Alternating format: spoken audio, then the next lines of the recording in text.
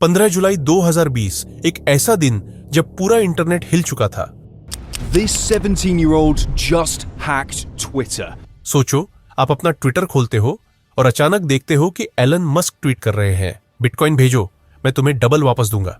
उसके ठीक कुछ मिनट बाद बिल गेट्स भी वही ट्वीट करते हैं, फिर जेफ बेजोस, फिर बराक ओबामा, यहां तक कि एप्पल और उबर जैसे बड़े ब्रांड भी। ये देखकर पूरी दुनिया शॉक में चली गई।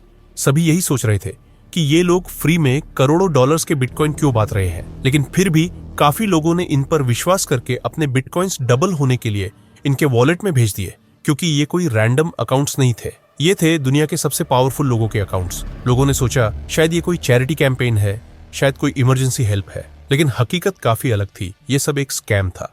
और मास्टरमाइंड कौन निकला? कोई इंटरनेशनल टेररिस्ट ग्रुप या कोई रशियन या चाइनीज हैकर नहीं, बल्कि एक 17 साल का लड़का। ये कहानी है ग्रैहम आइवन क्लार्क की, जिसने ट्विटर के इतिहास का सबसे बड़ा हैक कर दिखाया। A fake tweet be a major security breach at Twitter. with ties to a Florida Spawns the most high-profile hack. साल था 2016। फ्लोरिडा के शहर टैंपा में 13 साल का एक लड़का अपने छोटे से कमरे में बैठा है। उसके सामने कंप्यूटर स्क्रीन पर चल रहा है माइनक्राफ्ट गेम। उसका नाम है ग्रैहम आइवन क्लार्क। उसका बचपन आसान नहीं था। उसके पेरेंट्स का डिवोर्स हो चुका था। वो अपनी माँ और बहन के साथ रहता था, यहाँ तक कि उसने स्कूल जाना भी छोड़ दिया था। वो घर से पढ़ाई करता था, लेकिन उसकी असली दुनिया थी गेमिंग। माइनक्राफ्ट उसका एस्केप था। वहीं वो खुद को पावरफुल महसूस करता, वहीं उसकी क्रिएटिविटी निकलती थी। उसने यूट्यूब पर एक चैनल भी बनाया, नाम था ओपाइन। वो माइनक्राफ्ट की वीडियोस बनाता और कभी कभी अपनी लोनलीनेस के बारे में भी बात करता। लेकिन जल्दी ही उसे समझ आ गया, गेम खेलने से ज्यादा मजा पैसे कमाने में है। और यहीं से शुरू होती है उसके क्रिमिनल करियर की शुरुआत। माइनक्राफ्ट की दुनिया में रेयर यूजर नेम्स और एक्सक्लूसिव स्किन्स बहुत कीमती होते हैं। ग्रैहम ने इन्हें बेचने का बिजनेस शुरू किया, लेकिन असली बिजनेस था स्कैम करना। वो डील करता, पैसा लेता और चीज डिलीवर ही नहीं करता। लोगों ने उसे स्कैमर कहा, लेकिन उसे कोई फर्क नहीं पड़ा। सिर्फ 14 साल की उम्र में वो महीने के $5000 तक कमाने लगा था। लेकिन ग्रैहम की नजर और ऊंचाई पर थी। उसे चाहिए था और ज्यादा पैसा। फिर आता है साल 2018। इस टाइम पर ग्रैहम को एक और नए तरीके से पैसे ठगने का पता चलता है। दरअसल एक इंटरनेट फोरम था, OG यूजर्स, जहां हैकर्स, स्कैमर और डिजिटल चोर इकट्ठा होते थे। यहाँ चोरी किए गए अकाउंट्स बिकते थे और हर डील होती थी बिटकॉइन में। ग्राम ने वहां एंट्री, लेकिन सिर्फ 4 दिन में उसका अकाउंट बैन हो गया। क्यों? क्योंकि वहां भी उसने वही किया, पैसे लिए और डिलीवरी नहीं की। लेकिन इन 4 दिनों में उसने कुछ डेंजरस सीखा, सिम स्वैपिंग। सिम स्वैपिंग आसान है, लेकिन खतरनाक। सोचो, कोई तुम्हारी आइडेंटिटी बनकर मोबाइल कंपनी को कॉल करता है और कहता है, मेरा सिम गुम हो गया है, मुझे नया सिम कार्ड चाहिए। अगर कंपनी गलती से मान जाए तो तुम्हारा फोन नंबर किसी और के फोन में शिफ्ट हो जाता है। अब तुम्हारे सारे OTP, बैंक मैसेज और पासवर्ड लिंक्स सब कुछ उसके पास जाने लगेंगे। ऐसे ही एक केस में टेक इन्वेस्टर ग्रेग बेनेट के अकाउंट से 164 बिटकॉइन गायब हो गए। उस समय उनकी वैल्यू थी $8 लाख और आज के हिसाब से 80 करोड़ से भी ज्यादा। और इस मामले से जुड़ा नाम था ग्राम इवान क्लार्क। लेकिन 80 करोड़ का स्कैम करने के बाद भी उसका मन नहीं भरा। साल आता है 2020। पूरी दुनिया घरों में कैद थी। इसी केओस के बीच ग्रैहम ने अपना सबसे बड़ा प्लान बनाया। उसने लिंक्डइन से ट्विटर एम्प्लॉइज के नंबर कलेक्ट किए और शुरू की स्कैम कॉल्स। हेलो, मैं ट्विटर IT सपोर्ट से बोल रहा हूं, आपके VPN में प्रॉब्लम है। कई एम्प्लॉइज ने कॉल काट दिया, लेकिन एक एम्प्लॉई उसके जाल में फंस गया। उसने ग्रैहम का बनाया हुआ फेक लॉगिन पेज खोला और अपने ID पासवर्ड डाल दिए।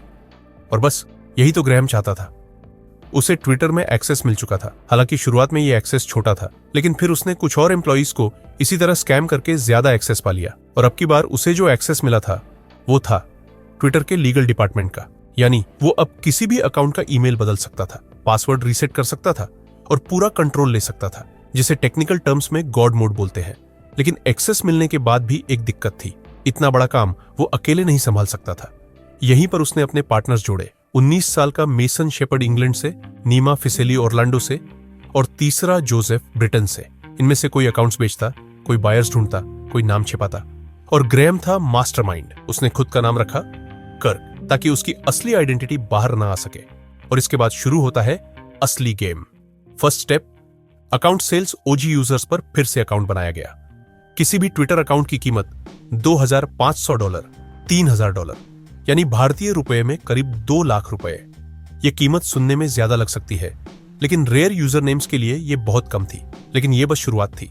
इसके बाद ये लोग अपना सबसे बड़ा प्लान एग्जीक्यूट करते हैं, क्रिप्टो स्कैम, जुलाई 15, 2020 एक वेबसाइट लॉन्च हुई, cryptoforhealth.com। टैगलाइन था, इस मुश्किल वक्त में हम मदद कर रहे हैं, बिटकॉइन भेजो और हम तुम्हें डबल करके वापस देंगे।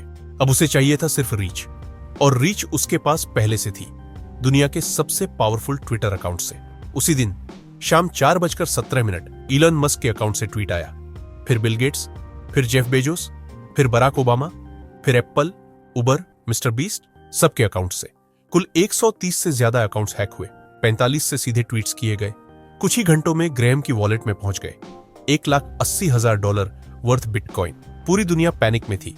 जब तक ट्विटर वालों को समझ आया कि यह सब एक स्कैम है, तब तक काफी देर हो चुकी थी, लेकिन फिर भी उन्होंने कुछ जरूरी स्टेप्स लिए।